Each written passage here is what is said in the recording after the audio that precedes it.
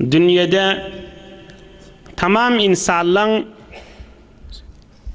insanlığın arasında Sabr Eyyub deyip hemme erkek ve nana ulu kiçi biliyor Sabr Eyyub deyip Eyyub dek bolsan sabırda deyip tamam şahirlığın ve tamam hakıllılığın tamam ulemalığın ve belki Nebi-i Ekrem ve belki Kur'an-ı Kerim'de de وَذْكُرْ عَبْدَنَا Eyyub deyip Eyyub peygamberin gurrunu geliyor. Oham Eyyub peygamberin gurrunu Allah köklediğinden senetli dünyada kafir Müslümanlığın gözleyen tarihlerinden bir miktar gözleptim. Oham Eyyub peygamberin gurrunu hemin tori aytmana İman yüreğim doğursa icazı vermedi. Onun gurrunu aydıp, dert çekelliğini aydıp da tamam etmeli. Ol elbette hakıllarla. Ohun bir hefte dostuma dert verir niptir, manası neymişin? Biz diyez, şu mahal bir tofarış oturulun içinde yürek derdi var, kaygısı var, narahatçılığı var. Şun manası ne mi? Türkmenin bir meseli var da, Türkmen Huday taraftan ait diye, derdi, narahatçılığı dostuma vererin iptir.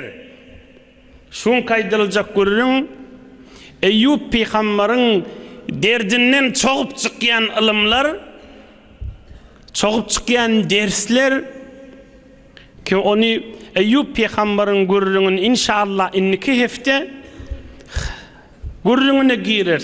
Ve bir hefte altına kaplap ilim olsun, il günümüzde soğut bolsun Müslümanlara deyip cennet suvilen yazık koymalı gurrunları hizmetine de yetirerin. Ahun karaçısı yok, savvatlı savvatsızı yok, öğlenmedik yok. Evladı ba, evladı yok, hemmemize mekan bir derman gurrunlardır, kadrin bilin cemaatler. Eyyub peygamberin çeken dertlerini ihtiram koyduğum olsun, hürmet koyduğum olsun deyip, Allah rızayeti için şehefte bir neçe bir altın ilimleri hizmetine de yetirerin. Ve Huday men niyetimden haber vardır. Fakat Eyyub peygamberin dert çekelliğinin ihtiramına, hürmetine şehefte mukaddeme olsun. Yani Eyyub peygamberin gurrunun övünçet, Eyyub peygamber kasrına ulu azamatını girmekak, berde var yakak bir yol olsun, yol açıp versin, ta inhe Eyyub peygamberin derdi diğer yanak deyip, iman, insaf, vicdanım, Allah Teala'nın köklümüğü bilen inşallah bir hefte size dert çekmenin manası neyme? Fakat oğul gizimizden, özümüzden, işimizden inşallah alan gurrunu üstünne perde, üstünne parça örtülü, üstünne perde örtülü olup duran gurrun gühürtte açılıp inşallah dünya ahiret dert narahatçılığın manası neyme hizmetine de yetireyin. Yine diyen şun kaydılacak gurrunu şu mübarek yerde diyen her kim öz içerisi ve her kim başka narahat çekyen, meri saklayan narahatçılıkta erheleğinin zindigisine ya her bir Müslümanı şiiceki gurrunu eşittirse bir taraftan şuna hayırdığa Huday şuna cennet versin. Huday şuna dünyasının ahiretini abad etsin. Eyyub peygamberin hürmetine bizim hayır duamız şu kurun şi caydırılacak kurunu dostu içerisi bir dert çekip veren bir müdam narahatçılıkta geçip veren ya her bir Müslümanı eşittirse Huday şunun dünyasının ahiretini abad etsin. Guşi bilen eşittirsin, RAM bilen, flash bilen, CD bilen her cire eşittirsin, ödeysin. Huday şunun dünyasının ahiretini abad etsin. Deslapki Allah'ın dostlarının biri ama mağzamın zamanında ulemalığın düktörü değilyenmiş. Yani derdin olsa şuna varıp aysan derman aytyanmışdyk. Hazreti İbnül Ward diýilýär. İbrahim Edhem ýanyk bir pirleň miri. Ol benne aýdypdyr. Dini İslamda bir gurrun bardyr diýipdir. Men tevazza'a fi beytihi ve asbaga'l wudu'a thumma kharaja yuridu as-salata fi jama'atin fastaqbalahum munsarifin fa ahzanahu zalika a'tahu Allahu ta'ala lahu ajrayn. Bir adam dehret sınca kılıpda, sınca dehret kılıpda mescid cemaate yetişecek deyip öýünden uğrasa, mescide yetip bariyaka görýä cemaat namaz okapdyr, öwrülip gelýärler. Erti namazlarda ya ikindi namazlarda bir bolýan ýagdaýda yetişernip uğrapdyr, ohum bariyaka mescide yolla görýä cemaat okapdyr, okypdyr, ýygyny öwrülip gelýär. Wah men cemaatdan galym o diye şuna da Hudaý iki sogap berjek diýipdir. Bira cemaate yetişerliginiň sogaby, wah men cemaatdan galym diýip bir qynanýa, şu qynalýanligini de artykmas sogap berjek diýipdir. Şide şuna bir gaýgyda, bir narahatçylyk, bir qynanmaň, narahatçylygyň, gaýgyň Allah'ın yanında en kadar şu yerde de şehet dedi, Allah şuna sogap padaş berjekdi. Cemaate niyetine yetişmek badı, ona bir sogabını berjek. Wagt yetişip bilmedim deyip yüreğine bir agramjyk düşýär, şoňa da artykmas sogap beriljek diýipdir. Narahatçylyk, qynanma, gaýgy ki Hudaýy ýada salsa, şodur şu derecedir. Dinleň. قال إبراهيم بن أدهم قدس الله تعالى سره الشريف Allah'ın dostu İbrahim Edhem aýdypdyr, iki tüýsli narahatçylyk bardyr diýipdir. İki tüýsli gaýgy bardyr diýipdir. Bir gaýgy, bir narahatçylyk adamın kıyamatyna derecedir, sogapdyr. Bir gaýgy var, ahiretin zererinedir diýipdir. Günahın üstünde, haramın üstünde, Hudaýyň söýmeýän zadynyň üstünde gama gossa üýüp, günah ýüzünde narahatçylyk çekse, bir ahiretine zererdir diýipdir. Şu günaha yetişek bolup, gaýgy bilen, gam bilen üstüne barýa, narahat bolup, şu günaha yetişek bolup, şu harama yetişek bolup, bolarmy, bolmazmy diýip, bir günah, bir ahiretin ýakýa. Emma bir gaýgy var, ahiretde maňa ulukon bir tesbihanan ýaly, ýok, umra giden ýaly, kan arada tutan ýaly, muň derejesini galdyrýar. Huznun leke ve huznun aleyke. Bir gaýgy var, sen sogabyň artdyrýar, bir gaýgy var, günahyň artdyrýar. Sogabyň artdyrýan gaýgylardan halal çörek tapmak. Gülýäli jowan oglan gije günni ya öýlenipdir, ya öýlenjek bolýar. Şumdan gaýgysy men näme işe gireýin diýip bäde. Her işe de giripdir özü, halal çöregim bolsun diýip. Öz owasyna gaýgy etýäşin, men bir gowy işe gireýin, halal çörekli bolaýyn diýip. Ey gülala ýaşaglar, şu gaýgysy kıyamet derecesi daşyn. Şu gaýgysy dert çekip duşulaglan. Şuna zor şu gaýgy ýüregine, her gaýgy ýüregine düşenne şuna sogap ýazylypdy da. O näme diýip sogap ýazylýar?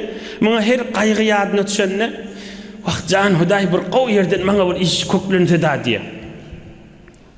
İstihdami bolsun, kargari bolsun, kargahy bolsun, karhana bolsun, bir halal ýerden bir çöregim çykartyp dureýin diýip.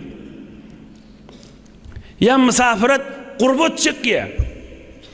Oğlum şoğun ep berip bir ýurtlara gaşyn çykyp gitýär. Ýüreginde bir agranma, belli baran yerine bir qaw iş tapılır mı, tapılmaz mı? Oğlun şoğun içerisini, ayarlığını, enatasını koyup var ya, baran yerine iş tapılsa da şoğa altın tafın yana hoş, inni zahmet çekip işlemeli, horlanmalı ha. On belli qadı oğlun şoğundan bir daşlık yüreğine bir tir çektiriye, yüreğine bir xat çektirip zol ağram düşüye. Ey cemaat, kıyamet derece kaygı diyeler şun adına. Müslümanın kaygısı olur diyerler şu. Hudayın yanına boş gitiyamı qadiyam asılla. Men sesim eşter şu işlep duran oğlurlu bir tuvar kargada, karxanalarda, öz yurdumuzda ve harışta uyuşup dinleyeler diye şimdi mübarek tefsiri. Din taraftan Allah için aytyan şu işlep verirleri. Tamam gidip görüşleri Allah'ın yanına ibadet hesap oluyordu. Näme deyip dert çekiyor. Erti bilen işe gidenlerini öyleçeli oğlun uşağı öyde gözleşipti. Erti bilen işe gidenini akşama çelihi akşam olmadı. Dedem doğunum ecem haçam geliyor deyip işten gelir deyip gözleşipti. 2 ay 3 aydan gelmeli gözleşip durmalı. Şudur şu dert çekmek ve şudur şu Allah'ın yanına ibadette. O tadı kadir fakirinin kaygısı zinanası enesi bilen onşor mu onşmaz mı? Zinanası ayarlığınları bilen onşor mu onşmaz mı? Bu artıkmaz kaygımın artıkmaz soğabı da. Öz eline de fakirin. Yüreğinde bir dert var, narahatçılık var. Eyyub peygamberin derdinin guşelerinden naşıla. Eyyub peygamber sabırlı oluptur, padaş yazılıya, soğap yazılıptır derecesi olaqanna. Şu dert çekip verilin de kıyamet gün inşallah Allah şolara padaş verir ve derecelerde olaqanna şolun. Hudayi yadı salk geçseli, can Hudayi belkem içeriyim sağaman bolsun, can Hudayi içeriyim, özün içeriyime yoldaş bol, Hudayi özün içeriyimin yarı olup, bir yurtlarda gezip verin yerlerini, ya şu öz ovasında da olsun. Onun üstüne de bir tofor fakirin kaygısı, işlep pul uğradın getirse, şunu da indi zinanası razı olur mu, bulmaz mı fakiri artıkmaz kaygıda. Kıyamet derecesi da şun. Fakir hoş bolup geliyor, yanıp geliyor da. Hoş bolup geliyor, yönü yanıp geliyor da. İçerisini şun menen güldürüp biler mi, güldürüp bilmez mi deyip. Can Hudayi'ye deyip, bir her dert çekenini Hudayi'ye da salıyor.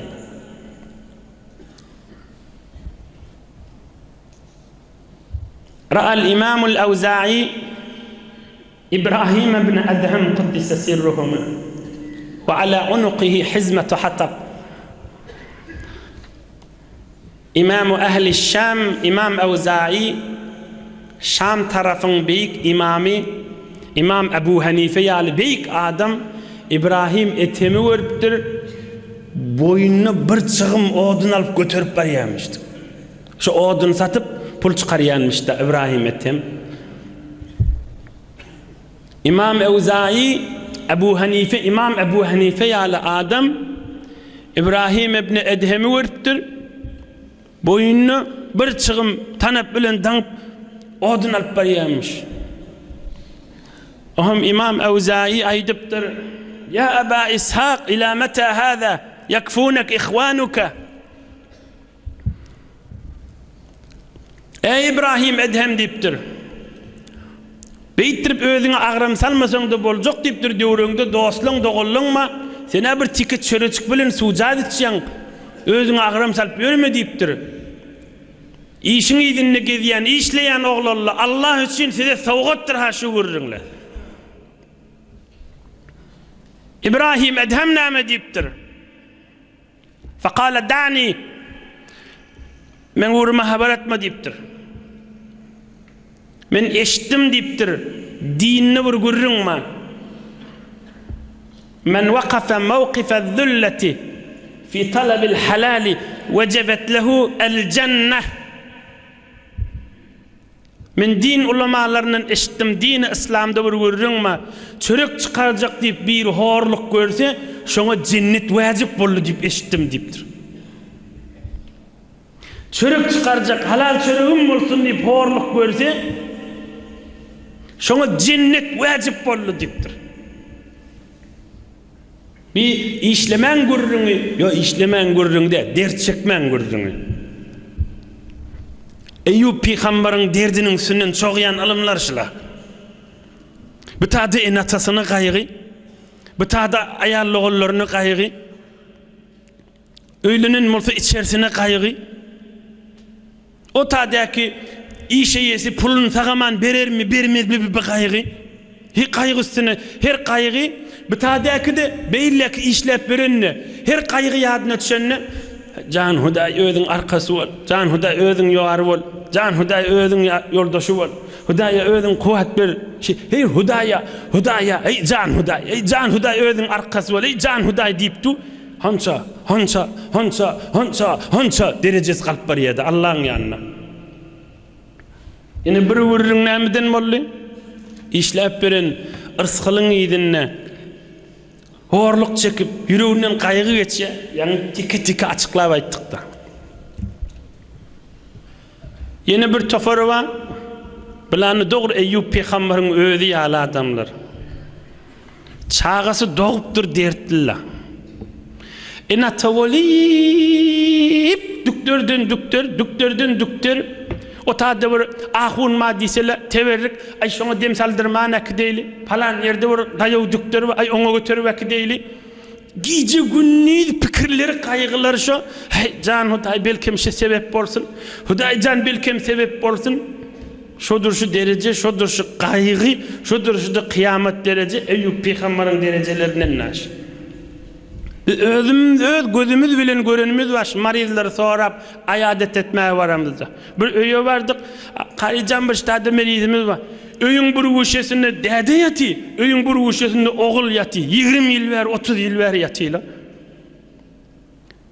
Oğlum däde de ogulla ýanymyzda oti. Hudaýa köp şükür, Garyjan Hudaýa şükür etýäsipdi. İnşallah işte Nebi Ekrem bilerden çürüm aýdýan sözüni eşitdirin. Öýüň guşesinde däde du, o guşesinde ogullu. Niçe yerlerik meriz sorama bardyk, öýüň bir guşesinde öýüň erkegi ýaty, öýüň bir guşesinde öýüň heleği ýaty. İkisi de meriz ýaty, ikisiniň de agzyndan Hudaýa şükür diýip otylar. Can Hudaý özüň ýarymyz bol, imandan aýyrma diýip durlar. Her şu otokdan çıkamızda gurrun etýär, bular nagat imanly adamlar diýip. Yıllar geçipdir yatılar şeydi. Bir yerik bardık. Ene şodur şu dert. Bir çağanı saklaptı. Enen derdi on ya ne işletti. İkisi de bir öýüň içinde. Gendaçı elhamdülillah. Hudaý Taala şolary kıyamatda derece berjek. İşte Nebi Ekrem'in derman sözüni aýdyn. Agzyýarlygymyzyň hatyrasyna şo merizliň kıyamatda berjek derejelerinden şolun bir göz gıyığı bizim üstümüze de düşeversin. İlahi amin. Bir ne derece düşmeli bu adamla. Bir meriz sorama vardık bir vakt. Eğer hele ikisi de yatı. Neçe yıl veri. Bir öýe vardık bir vakt. Ya iki ayarlığın ya eneğil. Aslında aklım bir formulu narahat bollum. Kim bile diýmäge dilim barmady. Doa qip Hudaý size kuwat bersin diýip gaýtdyk. Eyyub peýgamber ýanyk bendeler şola.